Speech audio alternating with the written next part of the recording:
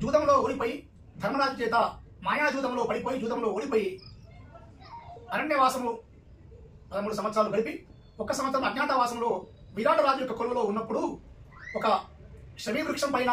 ఆయుధాలు పెట్టి వారి కుటుంబంలో వివిధ వేషధారులై జీవిస్తున్న తర్వాత ఆశ్వీజ మాసము నవమి గడియలు వెళ్ళిపోయి శ్రవణ నక్షత్రంతో కూడుకున్నటువంటి దశమి గడియలు ఎప్పుడైతే ప్రవేశిస్తాయో అప్పుడు వారికి ఆయుధాలు కనిపిస్తాయని శాస్త్రం చెప్తుంది. కనుక అర్జునుడు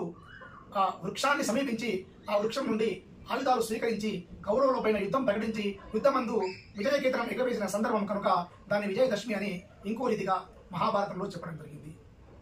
అంతకు పూర్వము త్రేతాయుగంలో శ్రీరామచంద్రుడు సీతా అన్వేషణ కోసం అయోధ్య మహానగరం నుండి పితృవాక్య పరిపాలకుడై లంకాపట్టణం వరకు బయలుదేరి రావణుడిపై యుద్ధం చేసి రావణుడిని జయించిన ఘడియలు కూడా విజయదశమి రోజు జరిగినాయి కనుక విజయదశమి అనే పేరు అందుకు